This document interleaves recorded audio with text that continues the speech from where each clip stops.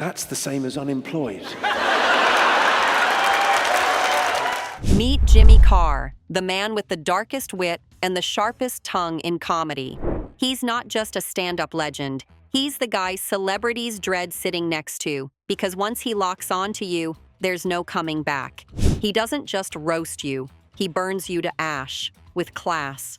And over the years, Jimmy has delivered some of the most brutal, hilarious, and jaw-dropping takedowns that left A-listers speechless. With that, the responsibility that comes with genius, the burden of a genius, is it comes with mental health problems. And I think he's mad as a fucking nail. So here are 10 times rude celebrities got absolutely destroyed by Jimmy Carr. At a Comedy Central special packed with celebrities and brimming with tension, Jimmy Carr zeroed in on Pete Davidson, and what followed was a complete comedic takedown that no one, not even Pete himself, saw coming. I'm appalled that people would come here and make jokes about the sacrifice Pete's heroic father made on 9/11. This is not the roast of Pete Davidson's father. That was in 2001. Pete, famous for his laid-back demeanor and dry, self-deprecating sense of humor, is usually the first one to mock himself. But even someone that used to be roasted wasn't ready for the masterclass Jimmy was about to deliver. The moment Jimmy locked on to Pete, the room shifted. Jimmy soon found another target, and once his focus locked in, there was no turning back. She tried to play it cool, maybe even confident, but Jimmy had already seen through the act. He didn't just go after her personality, he carved through it with surgical wit. Ann Coulter is one of the most repugnant, hateful, hatchet-faced is alive. But it's not too late to change, Ann. You could kill yourself. Each joke landed harder than the last, peeling away her carefully constructed image layer by layer. But for Jimmy, simply dismantling someone's public persona wasn't enough. Just as the crowd thought the moment had passed, he dropped one last bomb, a perfectly timed mic drop that sent everyone into a roar of laughter and sealed her comedic demise. Ann Coulter's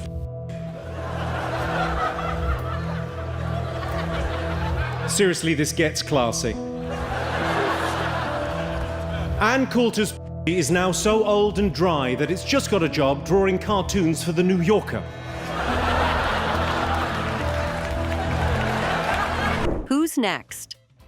And Jimmy's list of varying celebrities didn't end with those people. Because soon, a misogynistic influencer's name was added to the hit list, Andrew Tate. It started when an audience member brought up his name mid-show, perhaps expecting a mild take or a throwaway punchline. What they got instead was a full-on comedic autopsy. Andrew Tate, well, I think he's a John Mulaney. You know John Mulaney, amazing American comic? He made an observation about 5 years ago. I mean, he's a brilliant comic mind. But he made an observation. He said, Donald Trump is a poor person's idea of what a rich person is, right? That's exactly it, right? Andrew Tate, to me, is a 14-year-old's idea of what a man looks like. Jimmy didn't hesitate. With effortless precision, he tore into Andrew Tate's controversial persona. From the hyper-masculine image to the absurd opinions he spouts online, Jimmy held up a mirror and exposed what many already suspected. Andrew Tate wasn't just offensive, he was a walking parody of his own bravado. It wasn't just a roast, it was a character breakdown delivered with comedic brilliance. But Jimmy wasn't done dropping bombs. Just when you think the set is winding down, he circles back, more ruthless, more calculated. Because when it comes to narcissists, controversial figures, or self-appointed alpha males, Jimmy Carr doesn't just take the shot, he reloads. He's cosplay Grand Theft Auto. And Andrew Tate? He wasn't even in the room, but by the end of the segment, it felt like he had been. He also eviscerated the main star of the show. Rob Lowe relives his past. Rob Lowe probably didn't expect to have his history dragged out in front of an audience, but that's exactly what Jimmy did. With a smile and impeccable timing, Jimmy took the audience on a journey through Lowe's scandal-laced past. Rob Lowe is like a Ken doll. He's plastic and often the first thing to enter a teenage girl's The references were subtle enough to be clever, but pointed enough to hit hard. Jimmy framed Rob's career highs and lows in a way that reminded everyone that fame has its dark sides and that the internet never forgets. By the time Jimmy was done, the room was laughing and Rob looked like he wanted to disappear into his chair. Jimmy also called Bert Kreischer out for trying to insult him.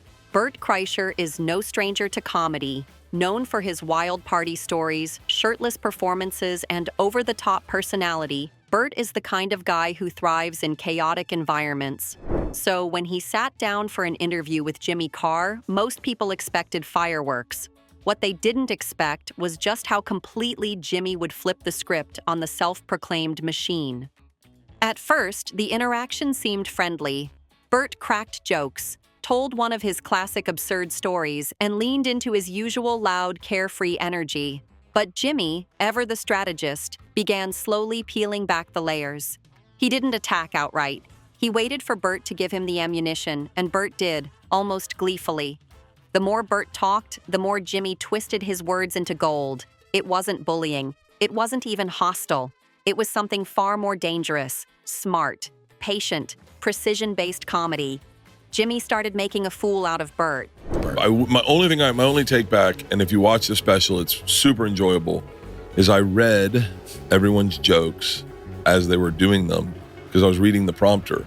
So the whole you're saying this because you think we don't know that?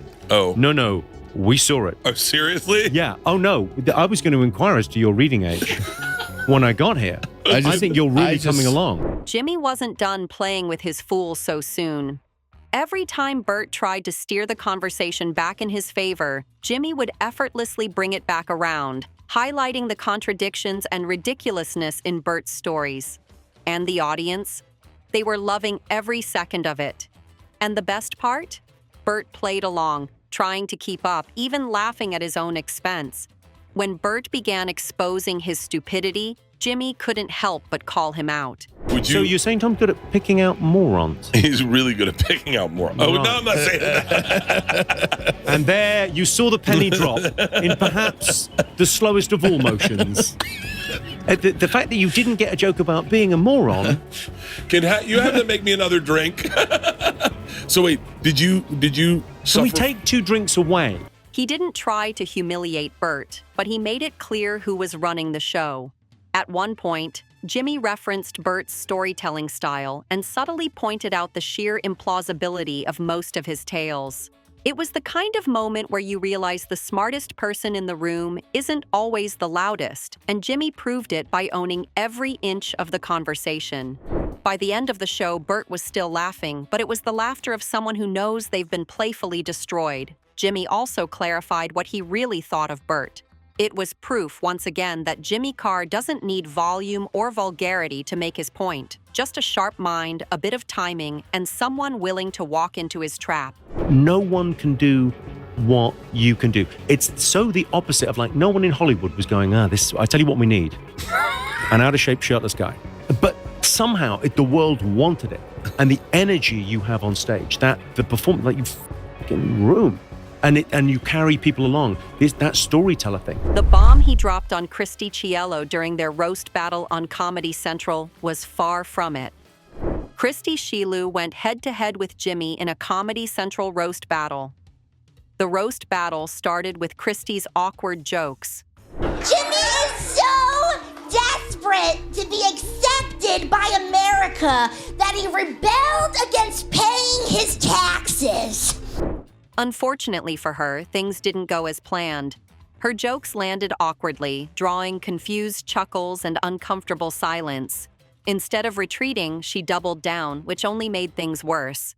Jimmy waited patiently, and when it was his turn, he delivered one of the most concise and devastating moments in roast battle history. It wasn't just about beating her in the joke department.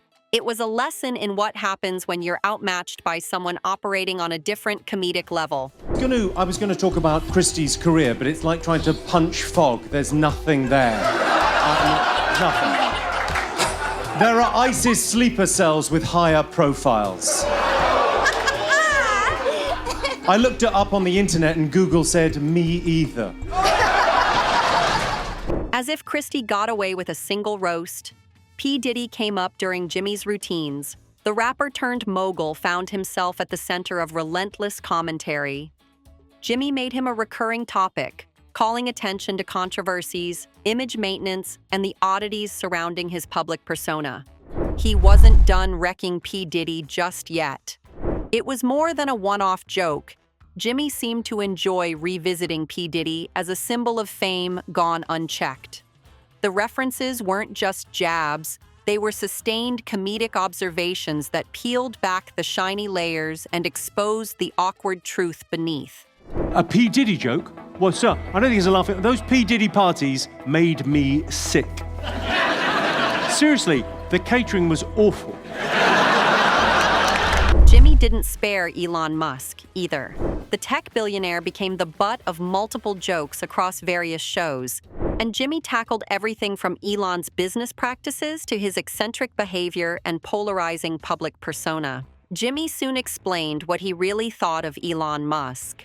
Elon Musk is, he's not a Nazi. I mean, he's a genius. He's a genius, and what you've got to remember is, my friend Neil Brennan pointed this out to me. I'd recommend his comedy special, excellent. But he pointed out, being a genius comes with some baggage, right? Being a genius comes with a little Salt Bay pinch, crazy. And he's got a bit of that going on. In another show, Jimmy focused on Elon's nationality, using it as a springboard to lampoon his online presence and the way he interacts with the public. It wasn't just about the man, it was about the myth that Elon Musk had become, and Jimmy had a field day tearing it all down. Can I just, for the record, can I just say, Elon Musk is not a Nazi. He's a South African, and there is a slight difference. Unfortunately for South Africans, they got caught in Jimmy's crossfire at Elon. South Africans are great people. They are. What people aren't aware of it, though. They're not aware of it because everyone knows, French is the international language of love. But did you know Afrikaans is the international language of serious sexual assault? And Jimmy only doubled on his own joke. What's that lovely South African phrase? It's romantic. Let's not turn this into a murder. While Jimmy went off on Elon's origins, he didn't hold back when David Hasselhoff tried taking shots at Jimmy's own country. David Hasselhoff made the mistake of poking fun at the UK, and Jimmy wasn't going to let it slide. With his trademark calm delivery, Jimmy countered David's jabs by taking apart his career and questioning his credibility. The response was swift and smart, reminding everyone that if you try to clown on Jimmy's homeland, you better be ready for what comes next. The segment turned into a masterclass on how to defend your turf without breaking a sweat, while still leaving the other guy in a puddle of regret. Got Talent this year. Until last night, I realized that the show is exactly the same as it was last year. They just go to the hospital, and it's like one flew over the cuckoo's nest, and they give you the people medication, and they send them to Britain's Got Talent. And that's how you got the job? David wasn't the only veteran actor that was put in line by Jimmy, because he also owned Stephen Fry when he was trying to do a documentary voice. Stephen Fry is widely respected, and his rich, iconic voice is one of the most recognized in British media. But when he slipped into his well-known documentary tone during a panel show with Jimmy, it became the setup for a hilarious clash. Jimmy didn't hold back in playfully mocking Stephen's seriousness. At first it was lighthearted, but when Stephen kept the act going, Jimmy sharpened the edge. It was playful, but packed a punch. Next to each other in the street, because it can only lead to touching. I know you think you're doing a voice, but that is how you talk. Again, Jimmy used a lucid dream story to rope Angelina Jolie back into the mix. Jimmy turned a bizarre dream into a comedy sketch, using Jolie as the punchline. I realise I haven't got much of a chance with Angelina Jolie. She's with Brad Pitt. I've got a face like a potato. My only chance with her is if I black up and check myself into a Mozambique orphanage. But things didn't stop there. He transitioned into calling out her inconsistencies and the public image she carefully curates. It was a reminder that even the most admired and adored celebrities aren't immune to critique, especially when they're seen as dishing out morality while living in ivory towers. The commentary was savage but smart, and it left the audience reeling. Jimmy Carr's ability to cut through fame, ego, and awkwardness makes him a rare force in comedy. He doesn't spare feelings, he doesn't water down the punchlines, and he doesn't care how big the star is. If you're rude, arrogant, or just a little too smug, Jimmy will find you. And once he does, your only hope is to laugh before everyone else does. Because when Jimmy Carr goes in, there are no survivors, only lessons, laughs, and a crowd begging for more.